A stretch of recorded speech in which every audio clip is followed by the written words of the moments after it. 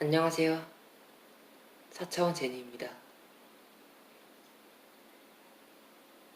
여러분들은 귀신의 존재를 믿으시나요?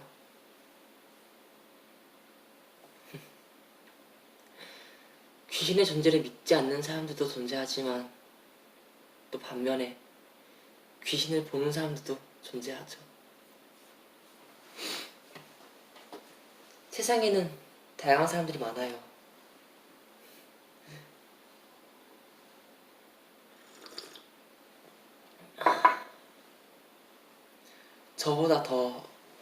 저보다 훨씬 더 4차원적인 사람들도 분명히 존재할 것이고 무서운 경험들을 아주 많이 하신 분들도 분명히 존재하실 겁니다.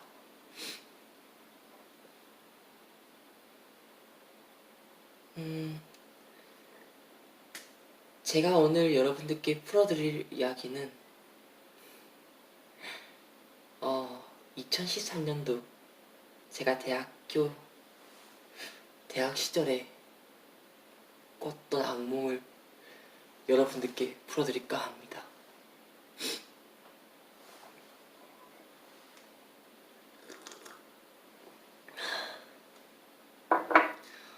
오 년 전의 일이지만 아직도 그때 악몽이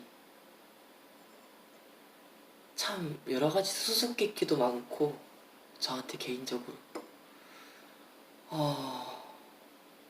제 뇌리에서 떠나지 않는 참 미스테리하면서도 아주 강렬한 꿈이었답니다.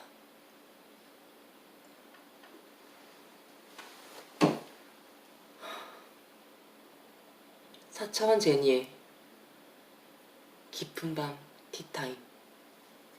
오늘 이야기는 2013년도의 악몽 들려드리겠습니다.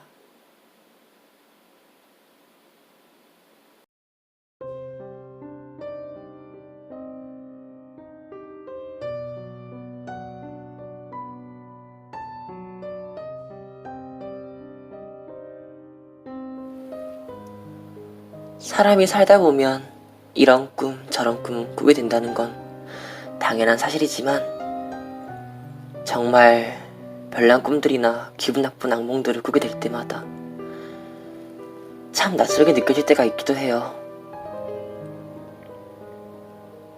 제가 지금부터 2013년도 5년 전에 꿨던 악몽을 여러분들께 풀어볼까 합니다.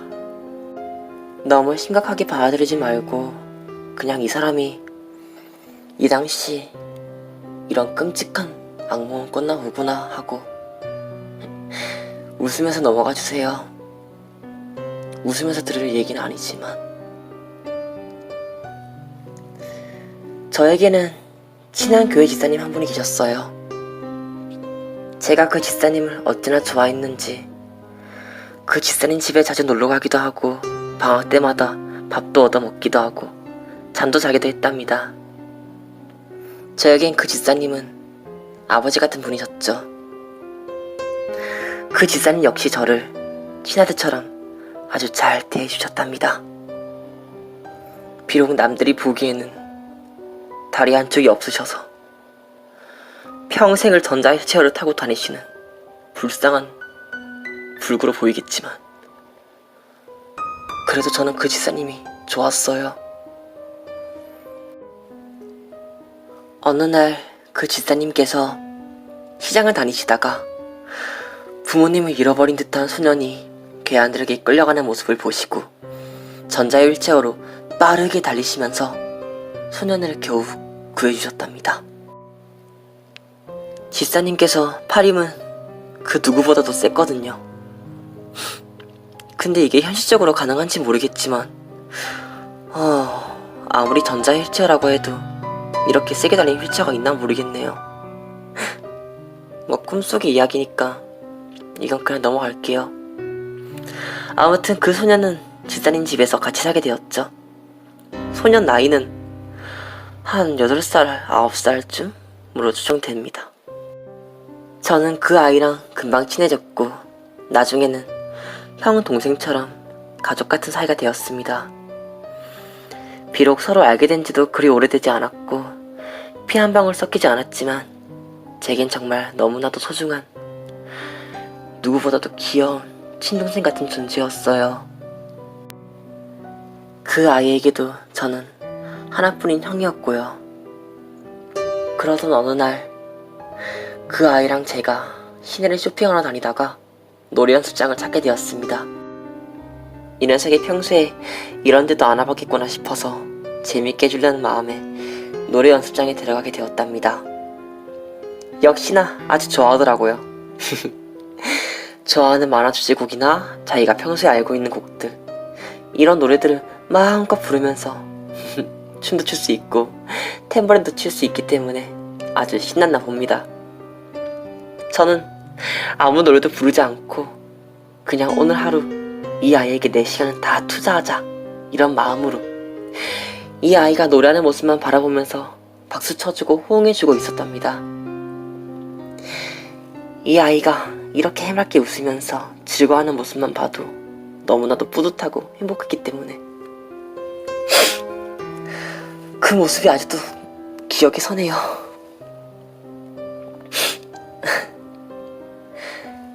이 아이가 저한테 마이크를 건네는 거예요, 갑자기. 형도 불러, 이러면서.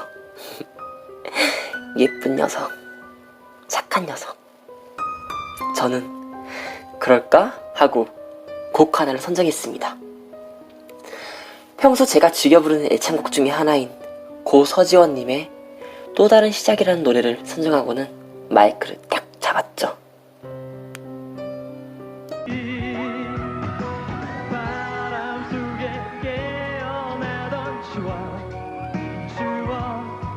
서글픈 마음뿐인데 쓸쓸한 마음뿐인데 미안함에 방황하던 그때 여린 너의 가슴 가득한 그 상처 때문에 안녕 인사드리러 떠나갈 때를 아직도 되뇌이며 먹이는 널 위해서 누구에게도 준 적 없는 내 모든 꿈을 너에게 맡길게.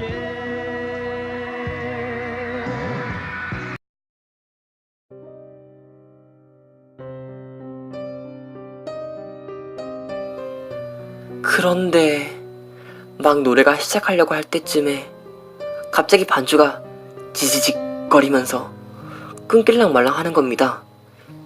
저는 반주기가 이상하다 싶어가지고 그 아이한테 형 잠깐 나갔다 올게.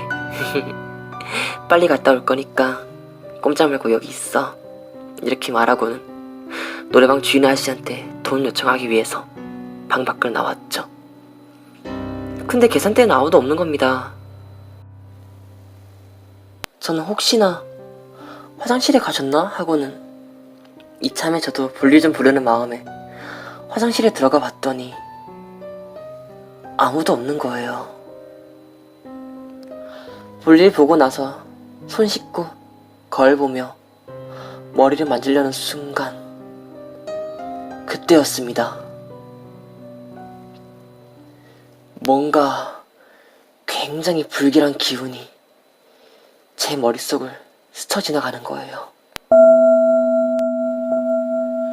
저는 조심스레 밖으로 나와봤는데 세상에나 노래방 각 방마다 노래 부르던 손님들이 애 어른 할 것 없이 전부 다 피투성이가 된 채로 죽어있는 거예요.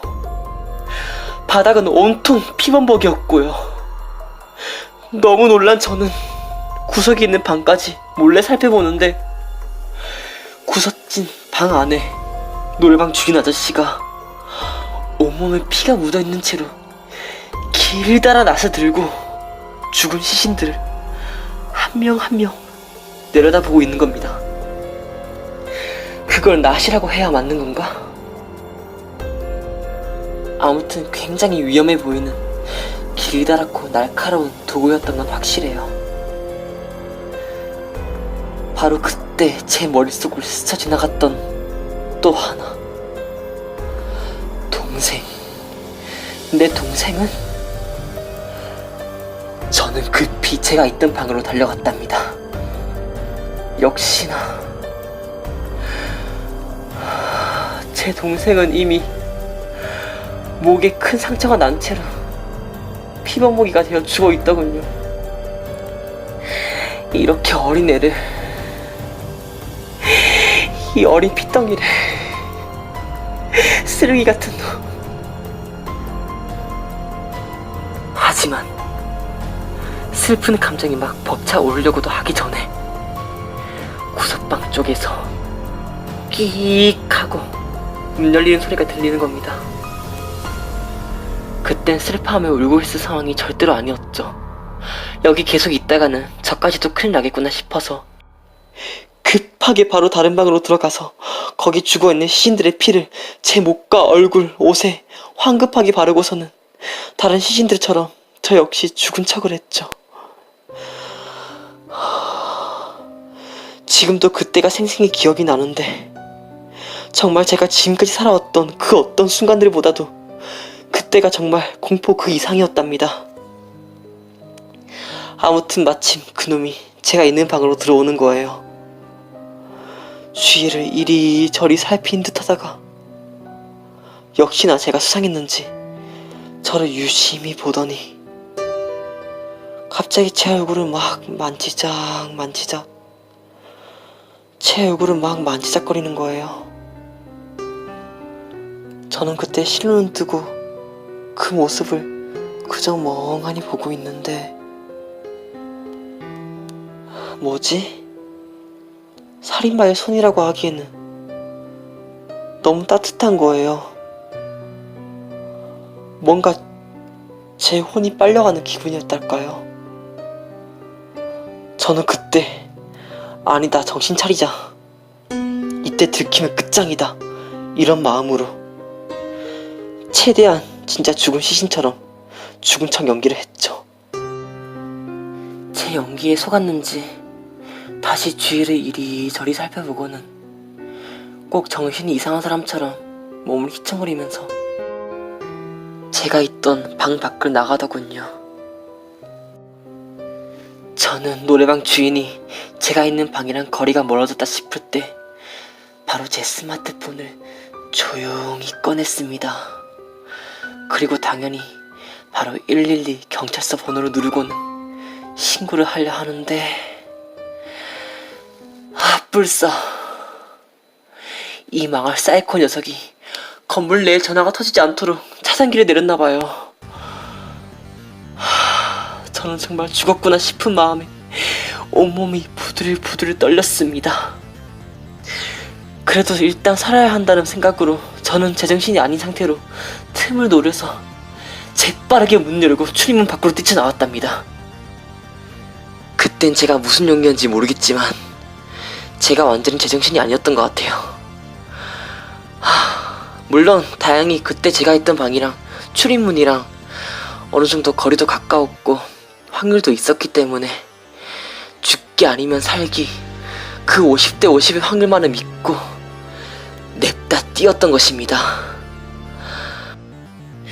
계획대로 성공. 근데 이놈이 웬일로 저를 쫓아오질 않더군요. 아무튼 저는 뭐 다행이라 생각하고 너무나도 겁이나 흥분해 있던 나머지 주위 사람들한테 도움 요청할 생각도 미처 못하고 그저 미친듯이 저희 집으로 뛰어들어왔습니다. 어머니 아버지께서는 다행히 집에 들어오시지 않으셨고 누나도 다행히 집에 없었죠. 근데 집에 들어오자마자 또 제 머릿속에 불길한 기운이 감싸는 겁니다.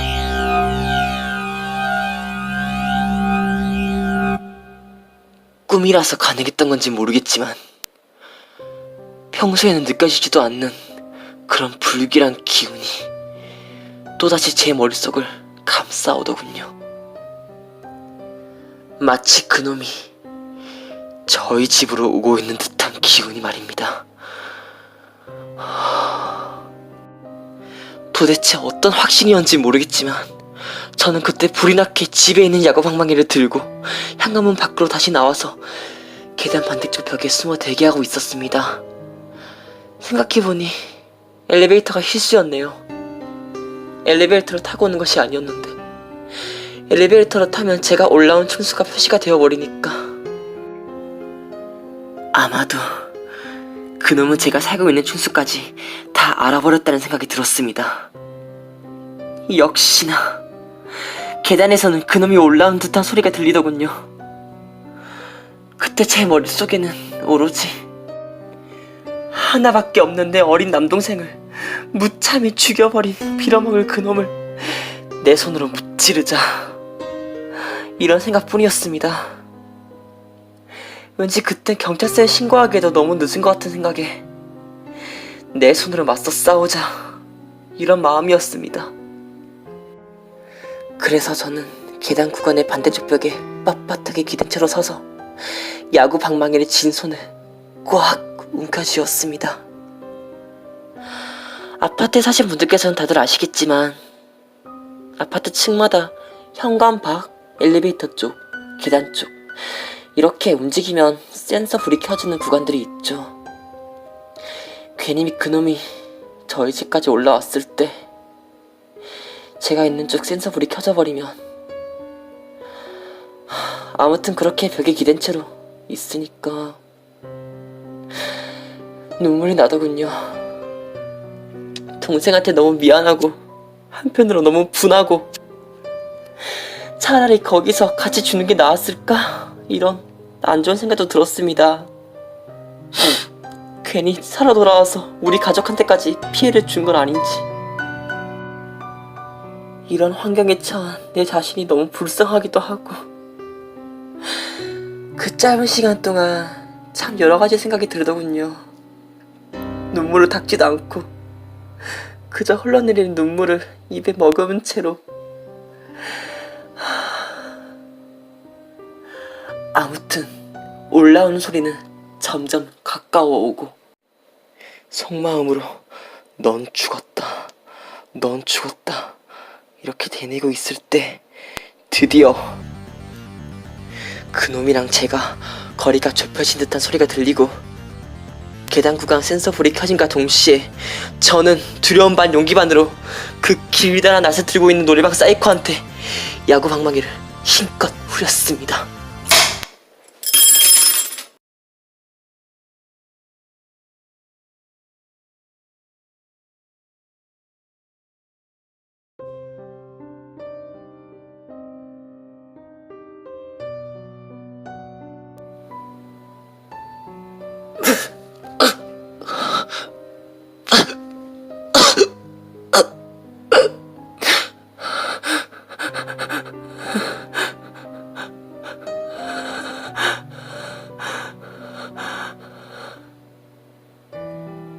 새벽 3시쯤이었을까? 깨어나 보니 제 입에는 물기 하나 없이 숨만 턱턱 막혀왔습니다. 심장은 미친 듯이 빨리 뛰었고, 이게 꿈이었나?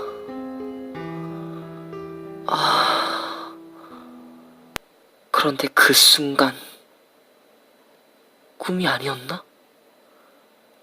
제 방 베란다 쪽에서 누군가가 뭔가를 빡빡 문지르는 듯한 소리가 들렸습니다. 굉장히 기분 나쁜 소리. 꿈이 아니었나? 엄마인가? 아빠인가? 이 시간에 안 주무시고 내 방 베란다 쪽에서 뭘 하시는 거지?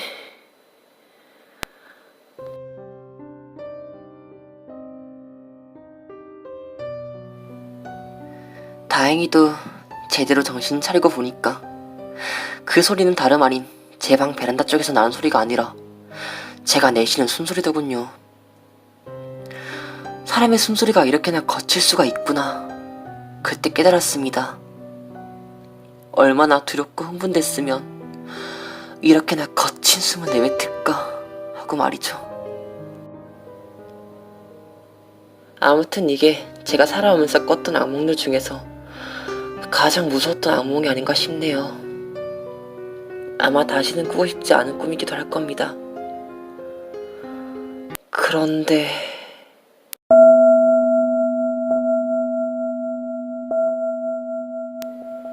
지금까지도 참 이상한 게 뭐냐면요.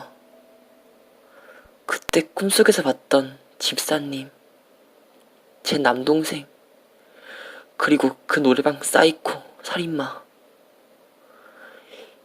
이 모든 인물들이 현실 세계에서는 존재하지도 않는 생판 모르는 사람들인데, 심지어 이름들도 기억이 안 나는데,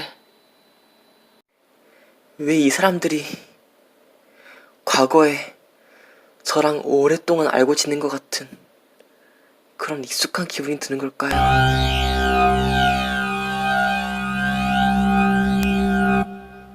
참 신기하게도 꿈에서 깨자마자 이름들은 하나도 기억이 안 나는데 왜 이 사람들이 이목구비와 그 모든 것들이 5년이 지나 지금까지도 제 뇌리에서 떠나질 않는 걸까요? 집사님, 사랑하는 남동생, 그리고 노래방 살인마. 이 세 사람이 과거에 저랑 어떤 관계였던 걸까요? 도대체 이 사람들이 저랑 무슨 연관이 있는 걸까요?